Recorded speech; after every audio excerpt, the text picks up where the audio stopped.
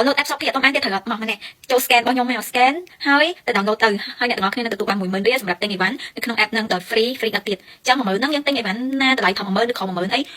យើងនឹងអត់មានអស់លុយទេតែបើសិនទិញលើសនឹងដូចជា 12000 10000 ឬក៏ 20000 អីចឹងយើងដក 10000 ចេញទៅចឹងតម្លៃដូច 52,000 ចឹងយើងដក 10000 ចេញទៅតម្លៃអីវ៉ាន់យើងសល់តែ 2000 ទេហើយនឹង free ដឹកដល់មកផ្ទះសម្រាប់អ្នកនៅពេញសម្រាប់អ្នកតាមខេត្តអាចនឹងគេដឹកតាម CTO ឬ JNT អីខ្ញុំអត់ស្ទន់ច្បាស់ដែរព្រោះខ្ញុំអត់នៅខេត្តចឹងអ្នកនៅខេត្តដែលធ្លាប់ទិញបានចឹងអាច comment ខាងក្រោមបានណាអានេះសិតតែអីវ៉ាន់ថ្មីដែលខ្ញុំកំងមកអត់អស់លុយសំបីតែ100រៀលគាត់ថាឈប់ទិញហើយឈប់មែនតើណាប៉ុន្តែ watch ធ្លាក់មករហូតចឹងចិត្តនេះទុកអត់ជាប់ទេត្រូវតែទិញហ្មងសម្រាប់អ្នកដែលថ្មីចង់ទិញអីវ៉ាន់ពីវៀតណាមមកតាម app Shopee ហ្នឹងហើយរក app អត់ឃើញពិបាករកខ្លាំងមែនតើអាច scan របស់ខ្ញុំបាននេះចូល scan ទៅអ្នកនរគ្នាអាច download បានហើយគ្រាន់តែវាយអាស័យដ្ឋានយើងនៅណានៅពេញយើងដាក់ពេញនៅខេត្តយើងដាក់ខេត្តមកអូខ្ញុំបានធ្វើច្រើនខ្លាំងមែនតើអ្នកនរគ្នាអាចទៅមើលវីដេអូរបស់ខ្ញុំមានប្រាប់ពីរបៀបដាក់អាស័យដ្ឋានអីនិយាយទៅខ្ញុំបានប្រាប់ទាំងអស់ហ្មងហើយខ្ញុំ update ថ្មីមួយទៀតសម្រាប់អ្នកថ្មី download app Shopee ហ្នឹងនឹងទទួលបានទឹកប្រាក់ចំនួន 8000 រៀលគេឲ្យជា voucher សម្រាប់អ្នកនរគ្នាយកទៅទិញអីវ៉ាន់នៅក្នុង app ហ្នឹងខ្ញុំនៅតែបញ្ជាក់ដដែលចឹងអ្នកនរគ្នាទៅមើលវីដេអូរបស់ខ្ញុំខ្ញុំមានប្រាប់ទាំងអស់ហ្មងហើយ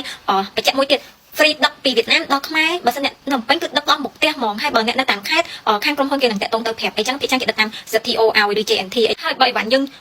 មកដល់ហើយគេឲ្យយើងទៅយកឬក៏យើងទេមកយើងអត់លើកអីចឹងរយៈពេល3ថ្ងៃក្រោយគេនឹងបញ្ជូនអីវ៉ាន់យើងនឹងទៅវៀតណាមវិញហើយចឹងមានតែប៉ុណ្្នឹងទេអ្នកនរគ្នាអរគុណជំរាបលាតែ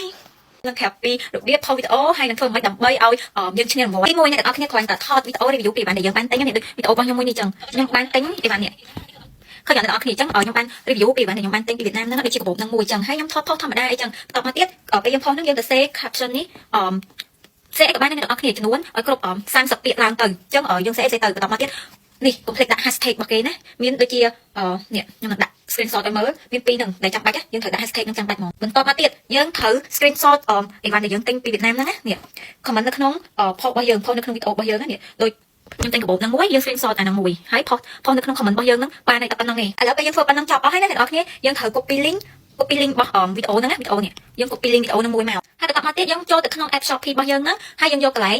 pause and earn យើងចូលកន្លែងហ្នឹងហើយយើងអូសចុះមក com តិចមកយើងយក submit form now ហ្នឹងយើងចូលកន្លែងហ្នឹងមកហើយយើងអូសមក com តិចមកយើងនឹងឃើញលេខ1នេះយើងពេញឈ្មោះយើងឈ្មោះដែលយើងដាក់នៅក្នុង app Shopee ហ្នឹងអញ្ចឹងយើងដាក់ឈ្មោះយើងពេញមកបន្ទាប់មកលេខ2ហ្នឹងបើសិនជាយើងផុសនៅក្នុង Facebook យើង copy link វីដេអូក្នុង Facebook យើងមកដាក់ហ្នឹងតែបើយើងមានទេយើងបាច់ដាក់ទេយើងអូសមកលេខ3យើង copy link TikTok មុនហ្នឹងហើយយើងផាសចូលទៅក្នុងលេខ3ហ្នឹងមកហើយយើង submit ជាការស្រេចយល់ខ្លះទេមុននឹងបុកអញ្ចាំងយល់ខ្លះទេគេប្រាប់មកនេះខ្ញុំទិញអត់ដល់200រៀលទេអ្នកទាំងអស់គ្នាហើយនេះតម្លៃខ្ញុំនឹងដាក់នៅលើនេះដែលខ្ញុំទិញបានណាហើយមួយទៀតគេដាក់ជុកមាត់ខ្ញុំទិញបានឡើង4ដុំតម្លៃធំតា3800រៀលទេនេះគេដាក់ធំណាស់នេះទាំងអស់គ្នាហើយនេះលឹកគេក៏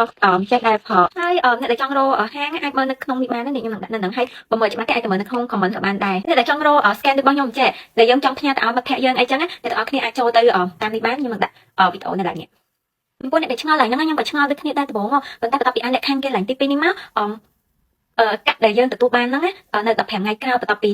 អីវ៉ាន់ដែលអ្នកដែលយើង invite ហ្នឹងគាត់ទទួលបានហើយគាត់អត់ refund ទៅវិញឬ cancel អីវ៉ាន់ហ្នឹងបើគាត់ cancel ក៏យើងអត់បានទឹកប្រាក់ចំនួនប៉ុណ្្នឹងដែរព្រោះយើង invite ម្នាក់បានចំនួន20000រៀលចឹងហ្នឹងក៏វាមិនចូលមកម្ដងសរុបទាំងអស់ដែរដូចអ្នកទី1គាត់ថ្ងៃផ្សេងគ្នាចឹងលុយហ្នឹង15ថ្ងៃក្រោយបានយើងបានចឹងណាមានចូលលុយម្ដងសរុបចឹងទាំងអស់ហេខ្ញុំក៏អត់ទាន់ទទួលបានលុយហ្នឹងដែរចឹងចាំមើលពេលខ្ញុំបានខ្ញុំនឹង update ឲ្យអ្នកនរគ្នាឃើញទៀតអ្នកនរគ្នាអាច comment សួរនៅខាងក្រោមបានបើសិនអ្នកនរគ្នាឆាតមកខ្ញុំអត់បានតបទេបើសិនជា comment ខាងក្រោមខ្ញុំនឹងព្យាយាមតបនៅក្នុង comment អ្នកនរគ្នាបានគ្រប់គ្នាប៉ុន្តែបើឆាតមកគឺខ្ញុំអត់សូវងាយបានតបទេអរគុណអ្នកនរគ្នាទេ